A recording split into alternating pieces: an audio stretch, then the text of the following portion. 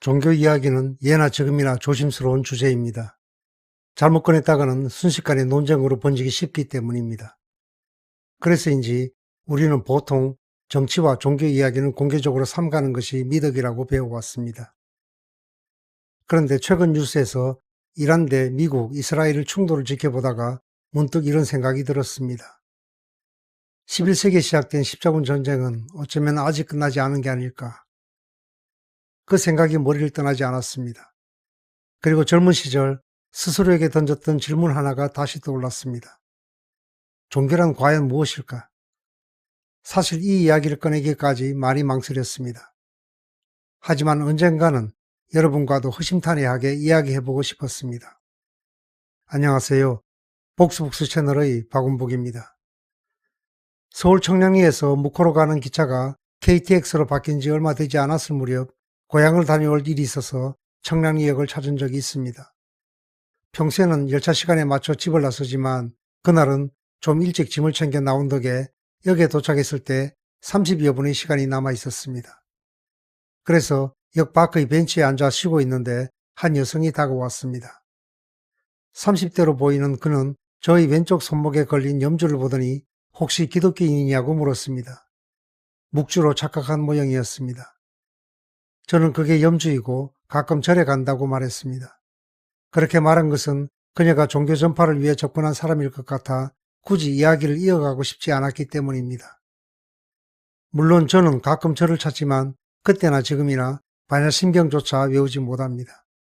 게다가 성인이 된 후에는 절에서 행하는 행사나 법회에 참석해 본 적이 손으로 꼽을 정도입니다. 그럼에도 염주를 차게 된 것은 단순한 이유에서 비롯되었습니다.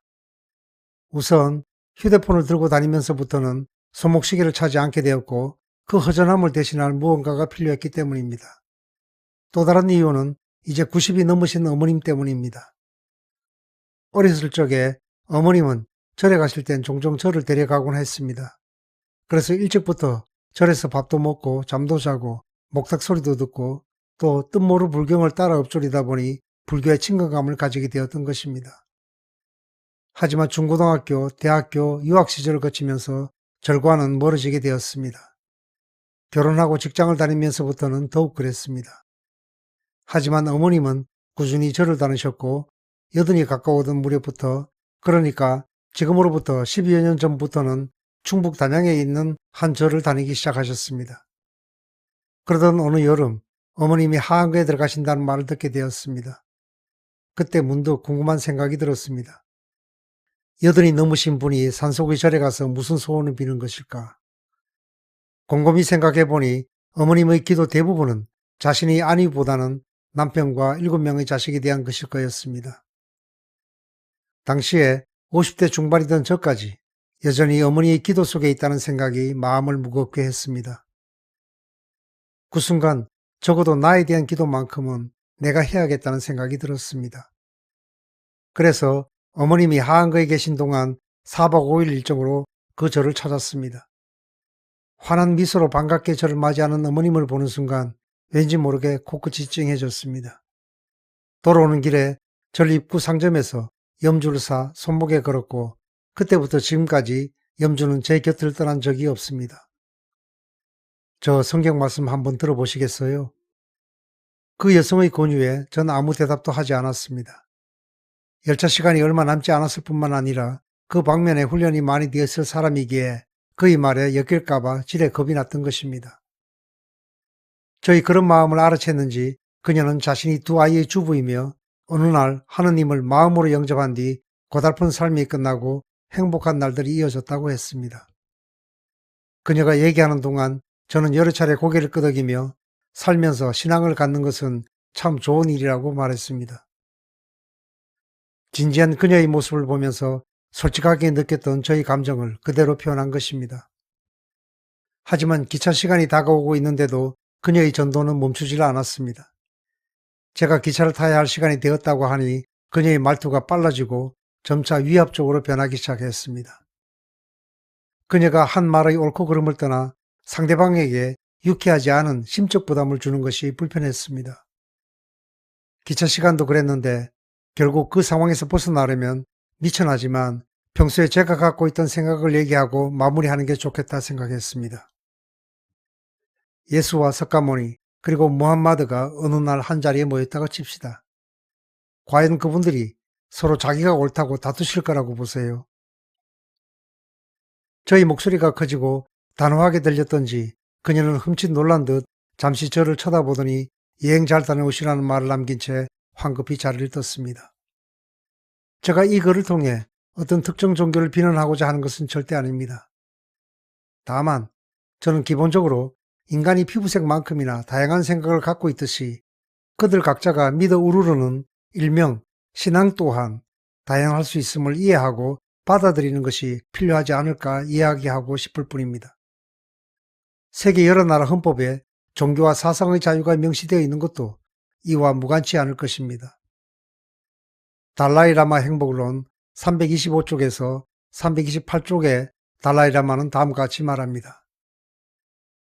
좀 길다 싶지만 매우 간결하게 표현된 그의 종교관을 엿볼 수 있기에 여기에 옮겨봅니다. 모든 사람들이 불교도가 되어야 한다는 생각은 아주 극단적인 것입니다. 그리고 그런 식의 극단적인 생각은 반드시 문제를 일으킵니다. 하지만 이제 우리는 티벳을 떠나 세상의 다른 종교들과 접촉하고 그들에 대해 배울 수 있는 기회를 얻었습니다.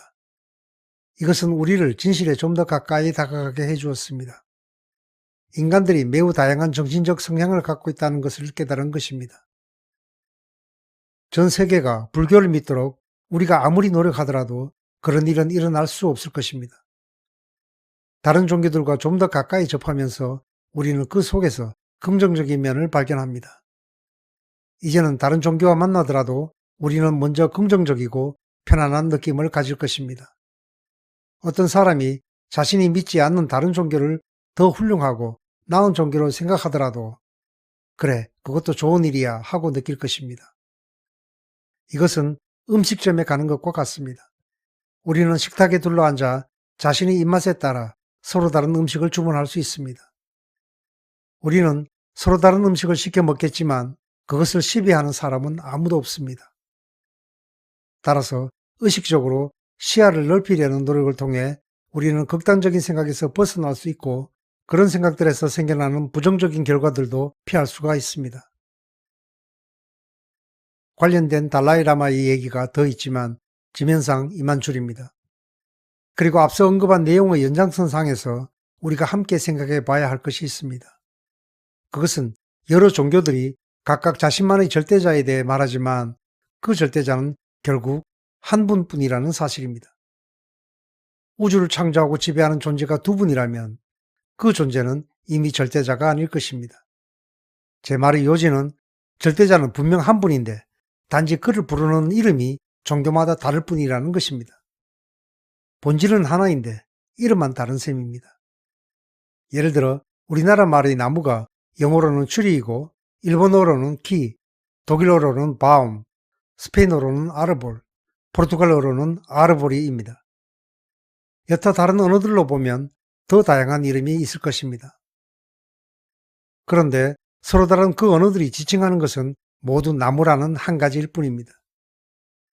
이름은 달라도 모두 같은 실체를 가리키고 있습니다. 각 종교에서 말하는 절대자, 신도 마찬가지라고 봅니다. 특히 요즘도 중동에서 벌어지고 있는 종교 간 분쟁과 같은 종교 내에서의 파벌 간 싸움을 보면서 그런 생각을 많이 하게 됩니다. 십자군 원정 이전부터 지금까지 1000년이 넘도록 갈등을 빚고 있는 기독교와 이슬람은 절대자를 각기 하느님과 알라로 칭하지만 결국 그것은 하나인 절대자를 지칭하고 있는 서로 다른 이름일 뿐이 아닌가 생각합니다. 물론 제가 종교를 이해하지 못하고 잘못된 생각을 갖고 있다고 볼 수도 있겠습니다.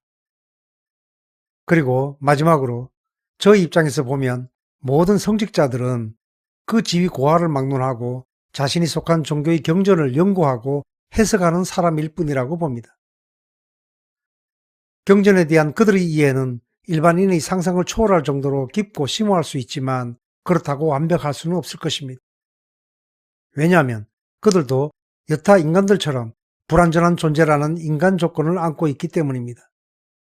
그런데도 자신의 해석만이 절대적으로 옳다고 주장하거나 심지어 자신이 절대자의 화신이라며 사람들을 현혹하는 성직자들이 매우 드물지만 존재하는 것이 사실입니다.